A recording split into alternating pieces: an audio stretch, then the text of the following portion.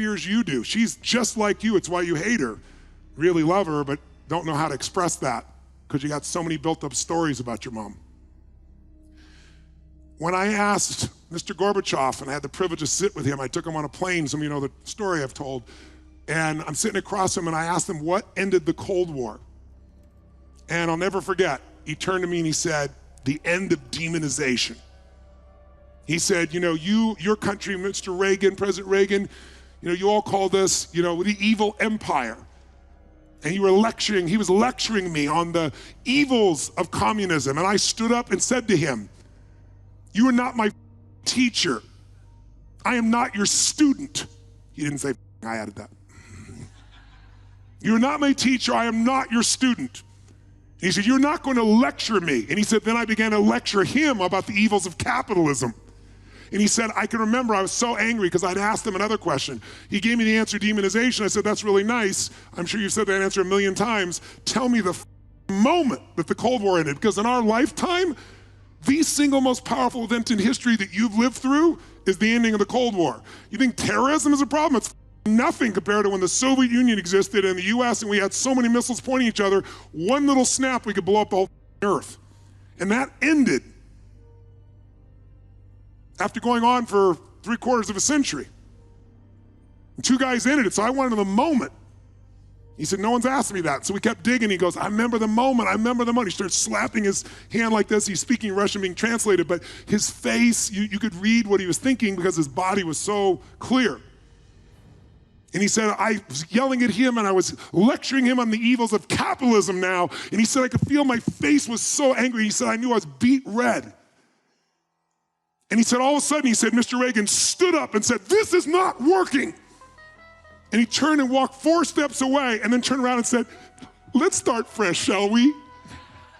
My name's Ron. Are you Mikhail? And he said, in that moment, you had to love the guy. He said, this is a man I can do business with. And then he told me that Reagan knew that he loved children, and Reagan had always saw them as the evil empire. He'd never bring kids there. And he brought 50 children from the US over, Reagan did, and put them in the hands of Gorbachev to take care of for 2 weeks. Completely changed the relationship. No more demonization. Just knowing we've grown up with different backgrounds, different conditioning, different beliefs. It's like when people argue about guns or politics or any other thing. Now people is evil if they have a different point of view than you.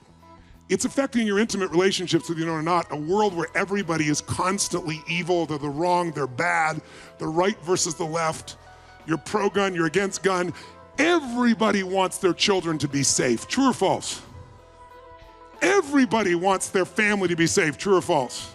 So when you ascribe evil intentions from someone else, there is no chance of a relationship. And without a relationship, we can never resolve anything. And all we know is there's something wrong with them. But why are we so full of hate and pain?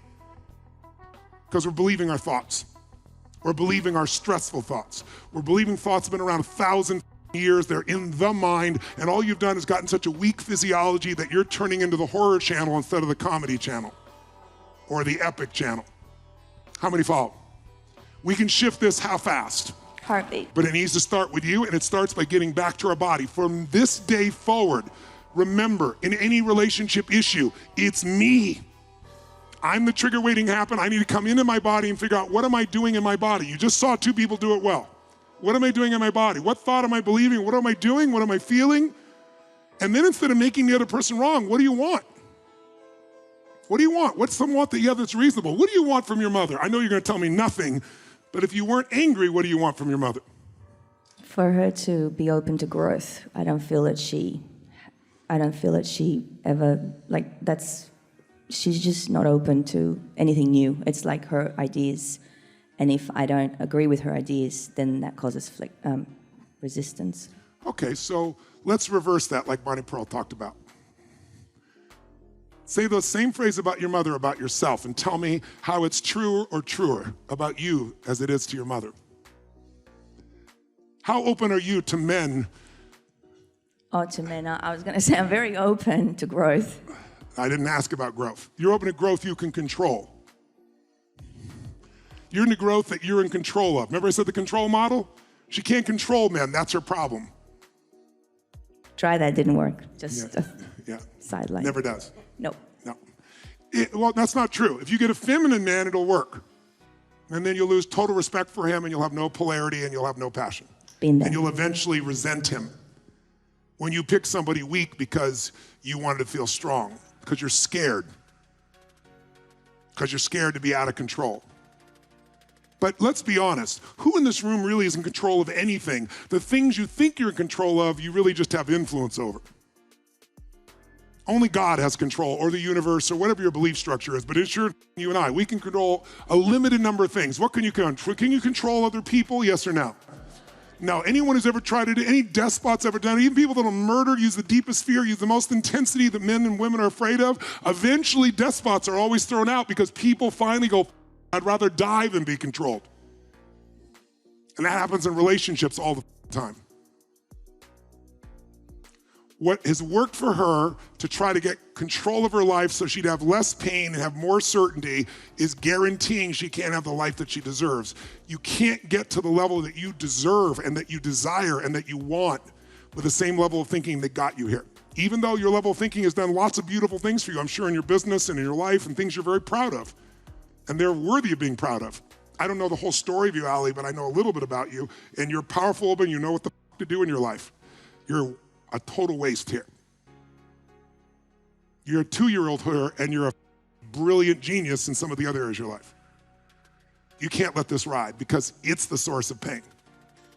So I started to tell you, right? I'm on stage, I got 30,000 people, I got $400 million being told to me, and I go home and I'm miserable because if you're not happy in your relationship, you're not gonna stay happy. I don't care how much money you make, and I don't care what your business is, eventually you're gonna wake up and go, I feel empty. Who knows what I'm talking about here? Who's experienced it at some point? Say I.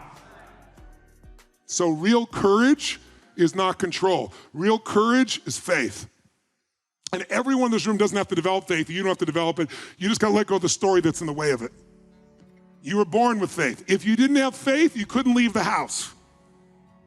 Because how many of you, think about it, how many of you get up every day and you drive in a car on a highway with other people driving, and the only thing dividing you from these crazy people is a little dotted yellow line.